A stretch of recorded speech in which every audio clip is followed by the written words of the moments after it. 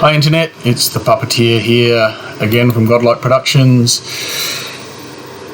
and I've had quite a few requests for me to provide I guess some methodology or some insight into how I remotely control my studio when I'm traveling, or when I'm away from the studio, because it's something that I've been working on for a little while.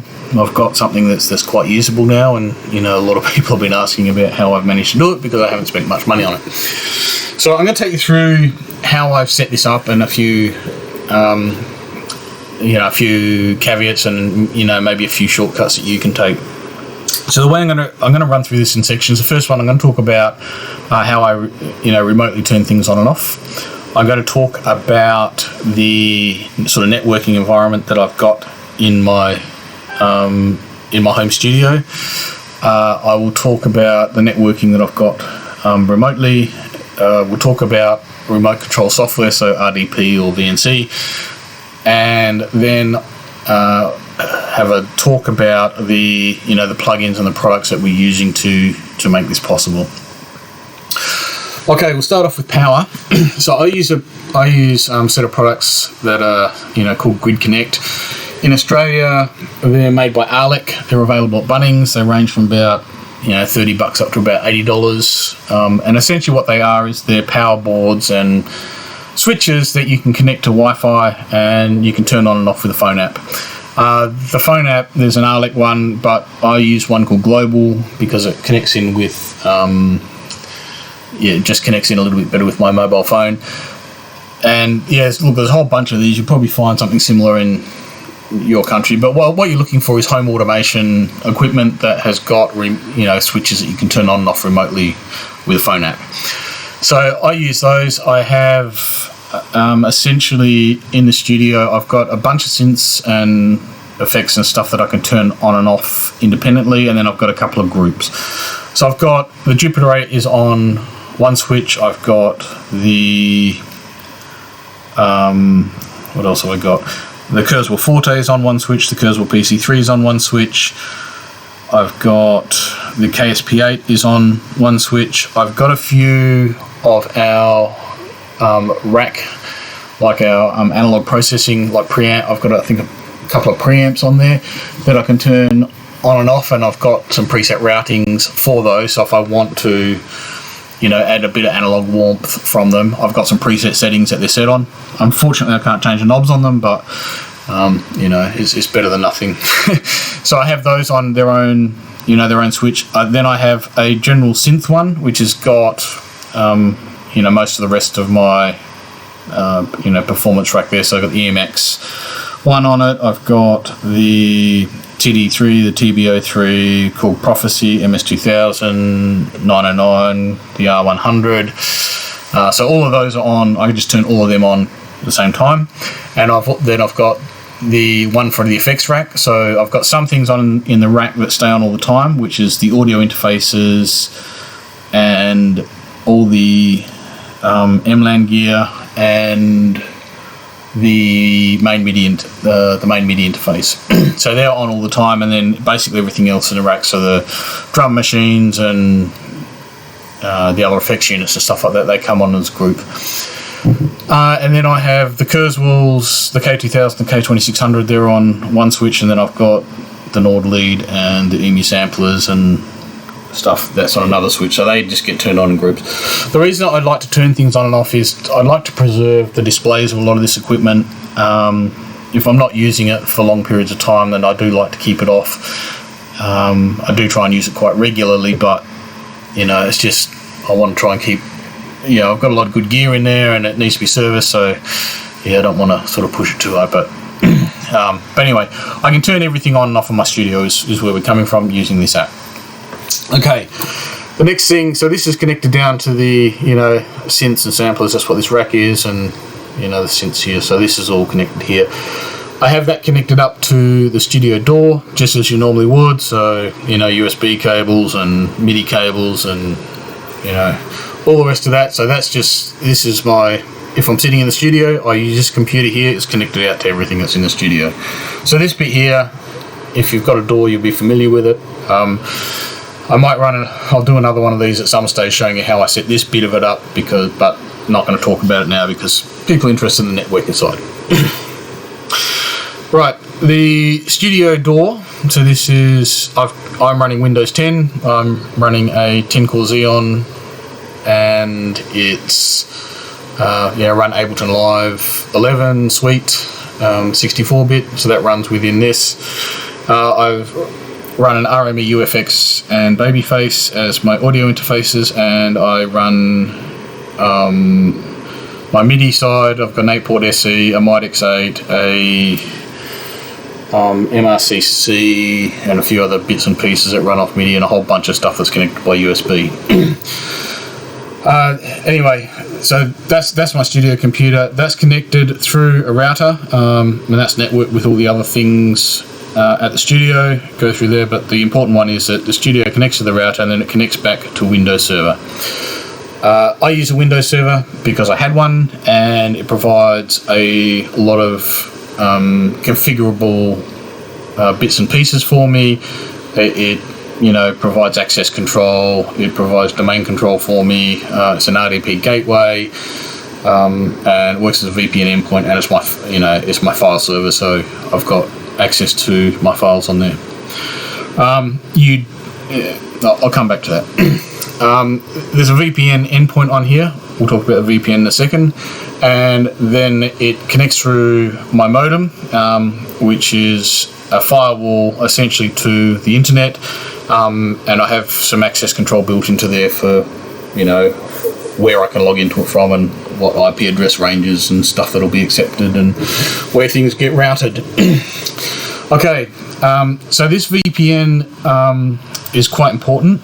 It sets up a VPN tunnel, and the three things that are required to achieve my remote control are the remote control, which is RDP or VNC, this VPN tunnel, and then a whole bunch of bits and pieces, a whole bunch of plugins that handle, the audio, MIDI, etc.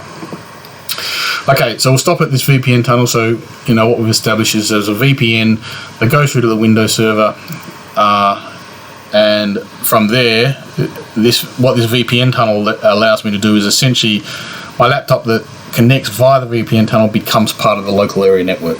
And that's really the reason that we do that, is so that this laptop appears on the local area network, because there's stuff you can do in the local area network that you can't do over the internet. Okay, the next thing that we have to take care of is the remote control.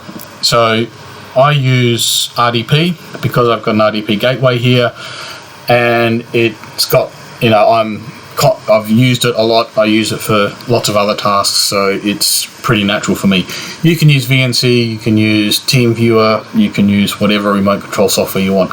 One of the important things, though, is you need to be able to log into it unattended, i.e. if you need to be able to get into this computer without having to type a code while sitting at this computer, unless you've got someone that's going to sit there and type the code in for you. So RDP works really well for that, and having an RDP gateway really gives me, the flexibility to do this as I want it. You don't need the Windows Server. A lot of Soho sort of internet routers have a VPN endpoint in them, and you can punch holes in your firewall, but I don't recommend you do that without knowing the security ramifications of that. When you punch holes in your firewall, there's a potential that someone can log in to your local area network via, from the internet, and you don't want that. You don't want people you don't know on your network. That's just all kinds of bad. So if you're going to do that, either make sure you understand the security implications, or you get some people involved that do know it. I've got several layers of security in mine, and passwords that you use, make sure they're big and strong and long.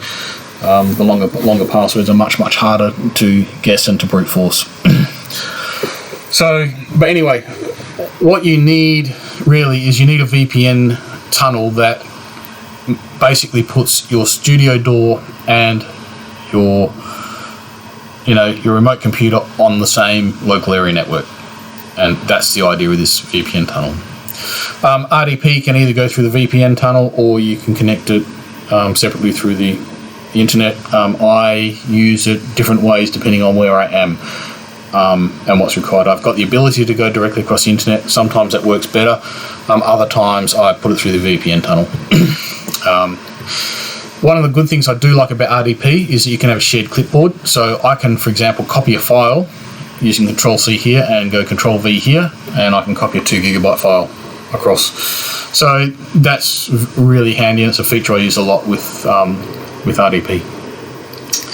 Okay, we'll talk a little bit about this network on this side. So I've got, generally I end up working with 4G GSM card, just because of the situation I'm in when I travel. Sometimes I can get a better connection with the modem or local area network, but oftentimes I can't. So I've got my mobile phone that I can tether, or I can run it through the card that I have on my computer. So I've got the laptop, and this is where the other end of the VPN is, the virtual private network. So I've got to basically I set up and connect via a VPN tunnel through to the Windows server, and then that puts me on the local area network, and then I can access all the local area network resources in here. Off this laptop, I have an audio interface. I either use a PreSonus Studio 1810C, or I take the RME Babyface with me, depending on where I'm going. If I'm going on a business trip, or I'm traveling, or in hotel rooms or whatever, I take the Babyface. I've got often I need to work at a place that I go to regularly, and I have a little bit of a studio set up there.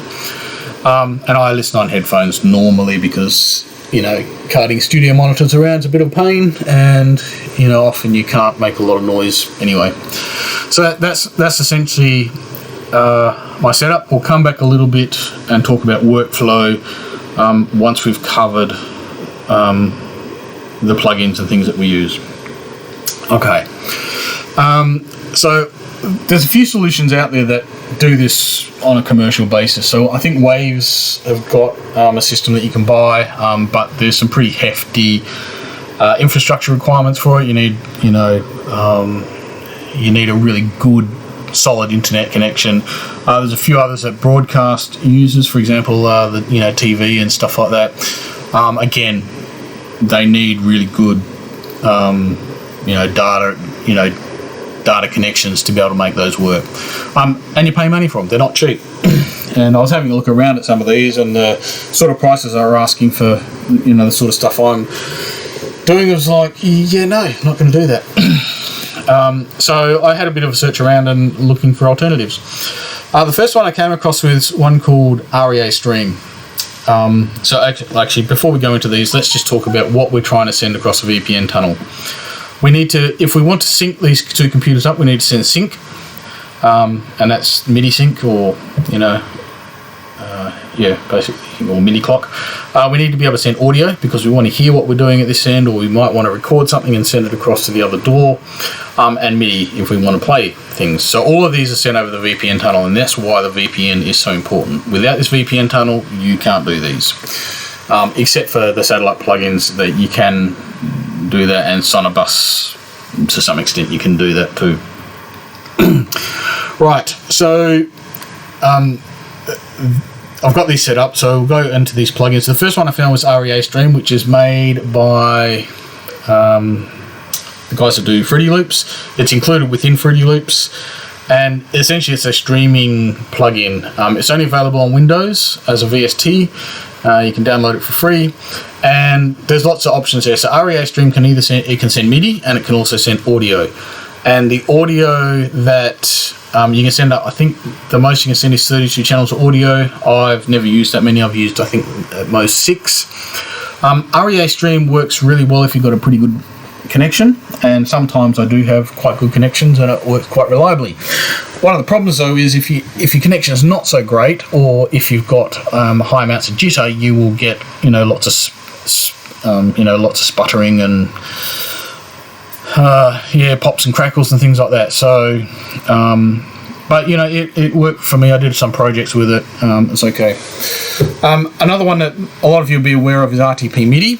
This is only for MIDI, but it works beautifully across a VPN tunnel.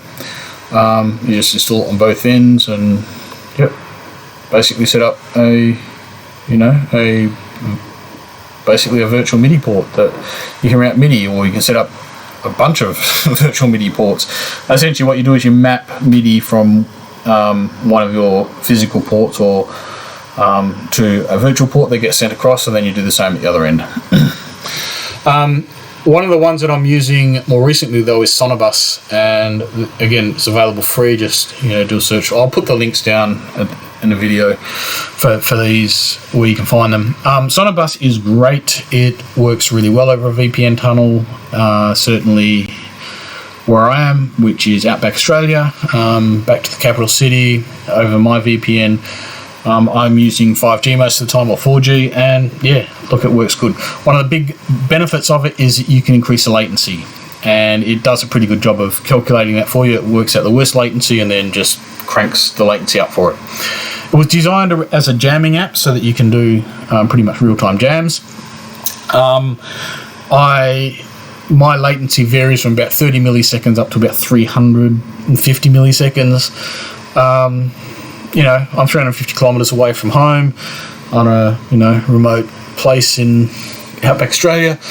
I can live with 350 milliseconds of latency because I don't tend to do real-time stuff where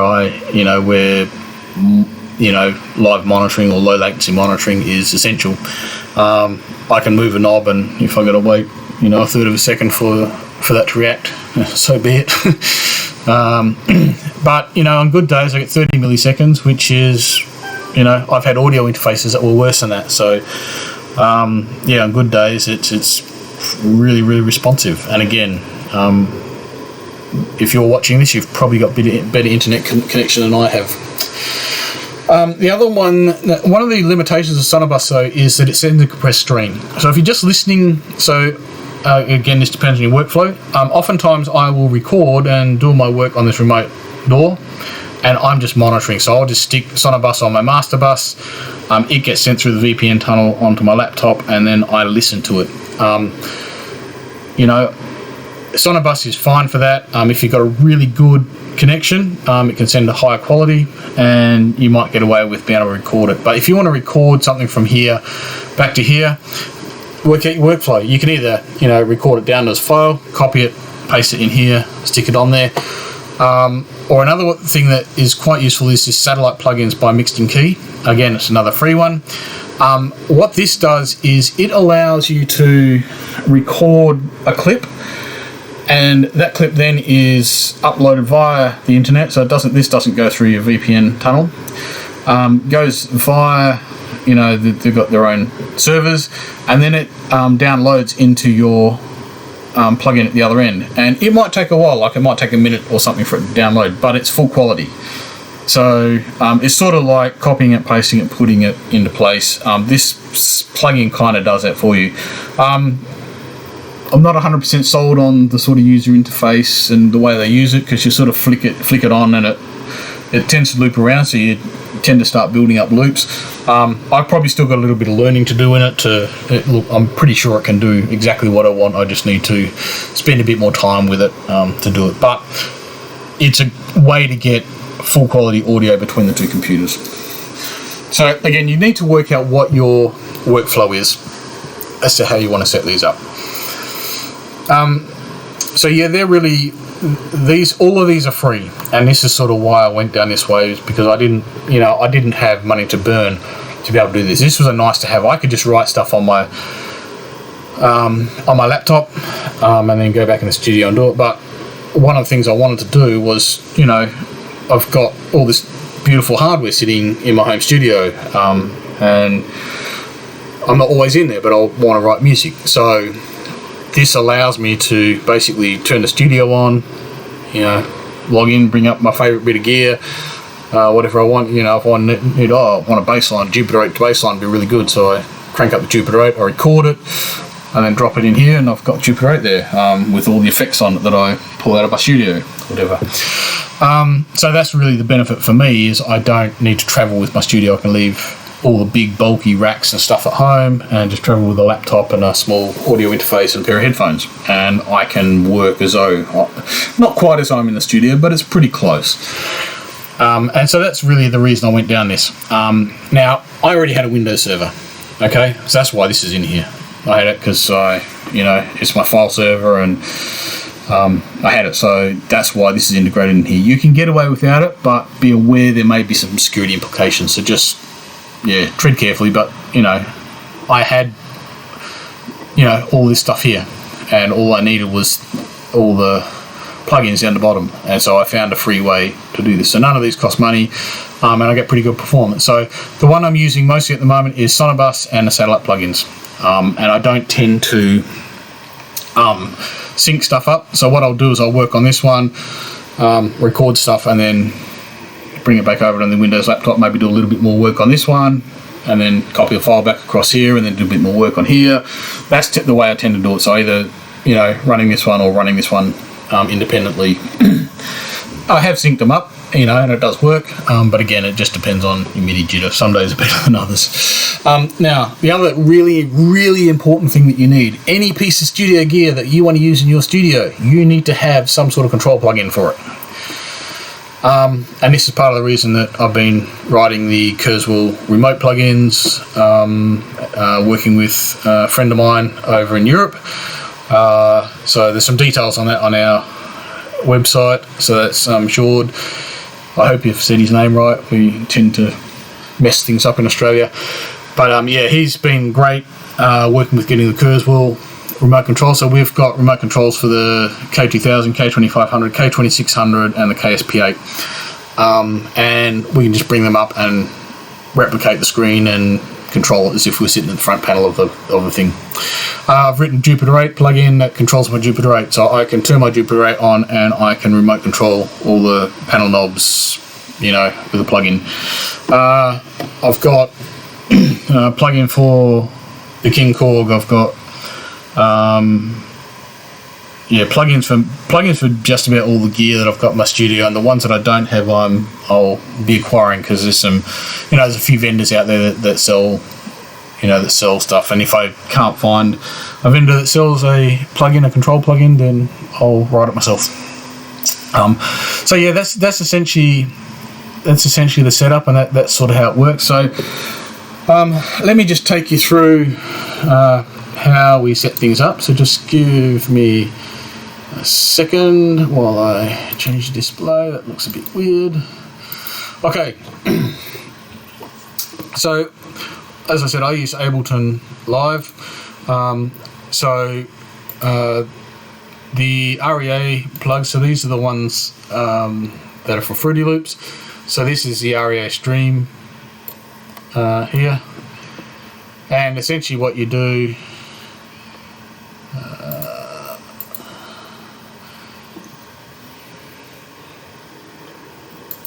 come on.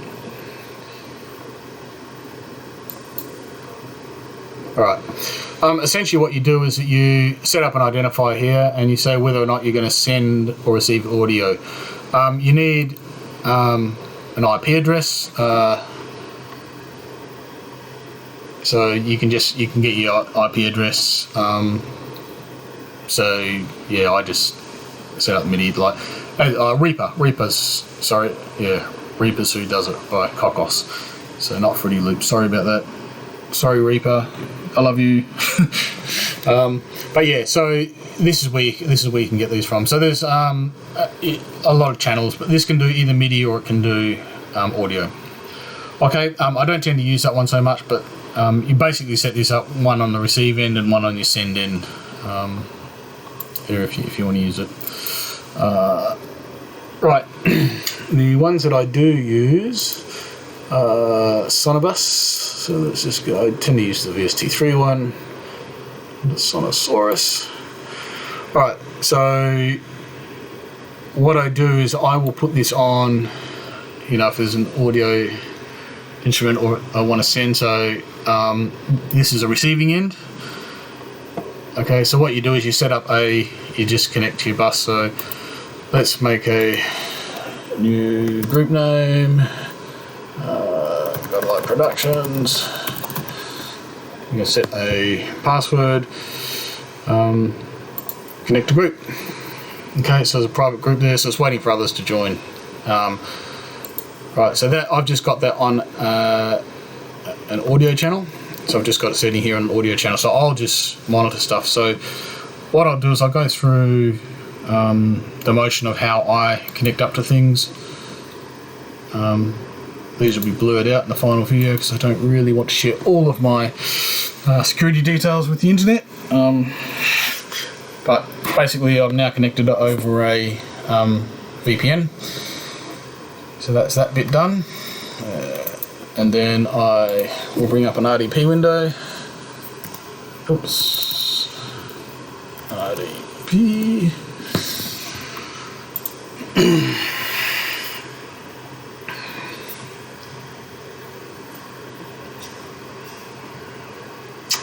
And I will connect into this.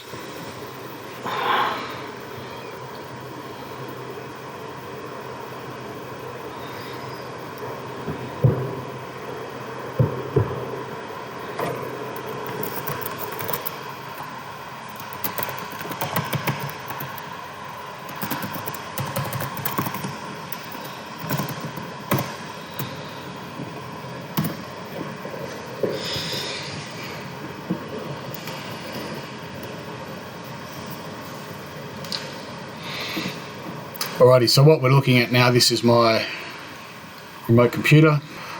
You see I've got this KSP8 up there I was talking about, and that's the H9000 that I control there.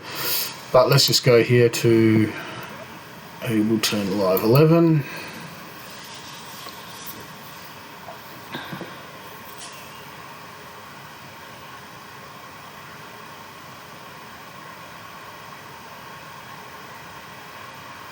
I haven't got this set up in OBS to receive the audio, I don't think. So you'll just have to trust me. The audio is coming through. You'll see the level meters move when I get to there. I should have thought about this a little bit more.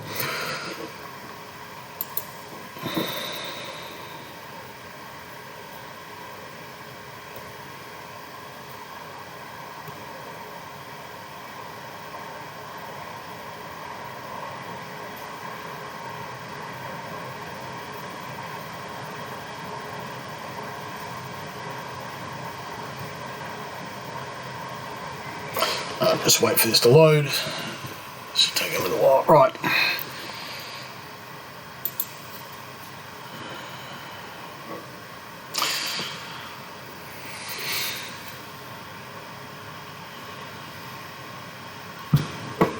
Okay, so what I tend to do is I will go into the master bus.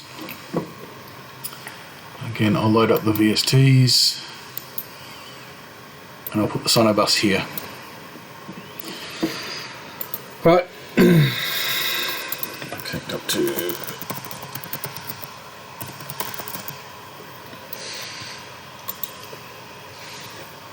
connect to the group.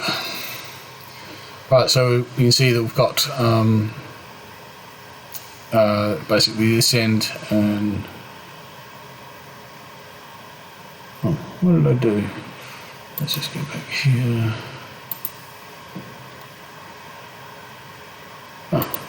Lost my connection. Alrighty. So it says here I'm receiving. I'm getting some drops out of here. Anyway, you can set your send quality here for how much you send. So you can send up to 32-bit floats if you've got a good enough internet connection. Mine here isn't good enough for it. So if you click on the name of your group here. You can do a group latency match. This is what I find is pretty good. So today I've got 124 milliseconds going back. So let's request a group match. Okay, so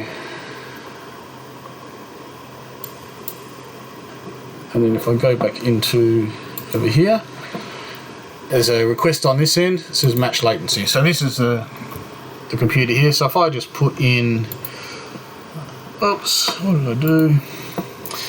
So if I just put in a, if I just put in a MIDI part here, let's just find an instrument.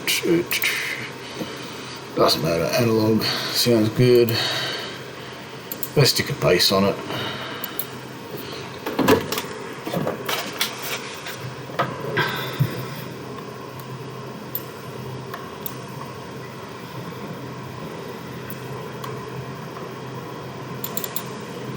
Let's put a few notes in here.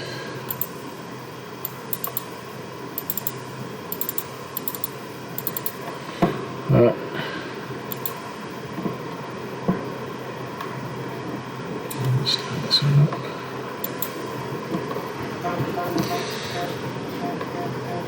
So you can see we're sending it out the output here. So it's coming out. So let's go back here.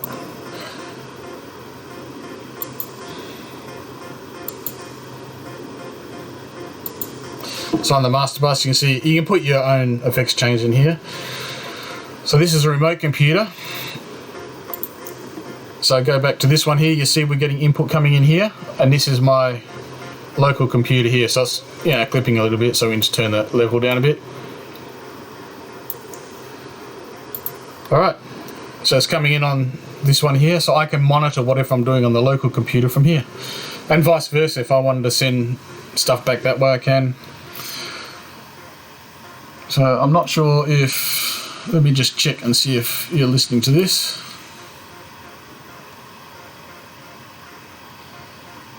Nah, hang on, I'll hold my headphones up to the microphones.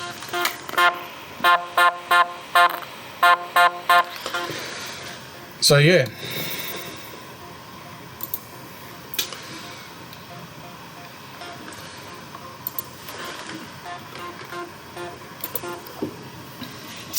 All right, so that's essentially,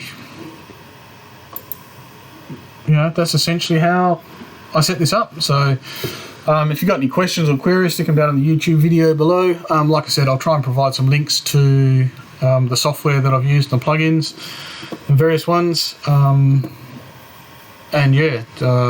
Individually the components are quite easy to use. It's just putting them all together to get this transmission happening. So, like I said on here, I've got all my stuff set up, plugins. I've got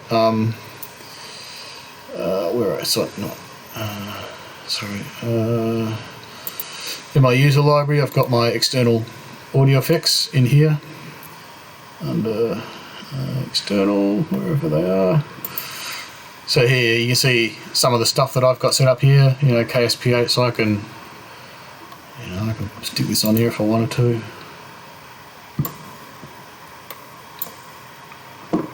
Press play again.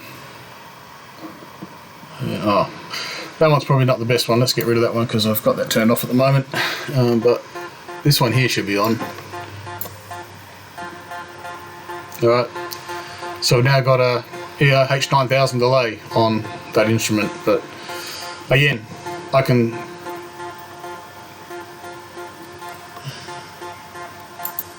if I wanted to, I can just go down and select any of the MIDI interfaces here, which has got all the gear on it. And just bring audio in from any of the audio inputs that I want. I've got I've got a lot of those patched to a sub mixer and O1X, so I can control the O1X from here. I've got studio connection set up.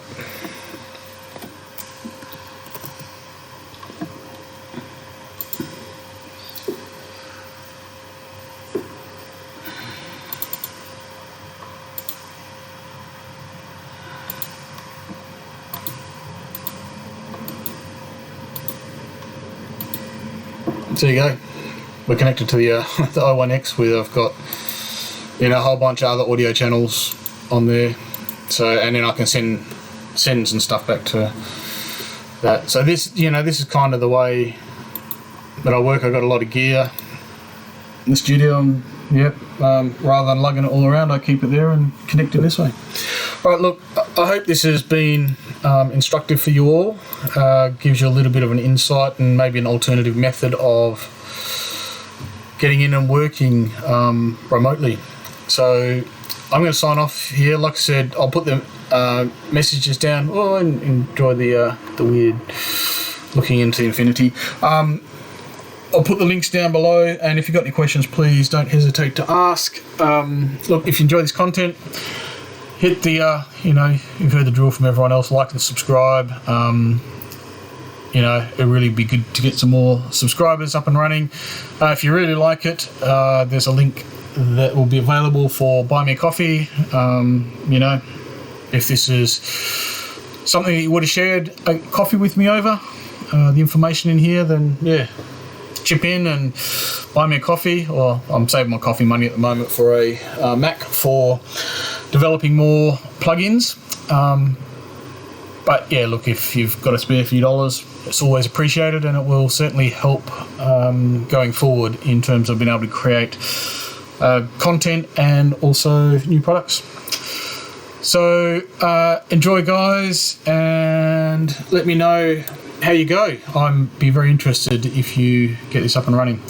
All right, ciao for now, and I will see you next time.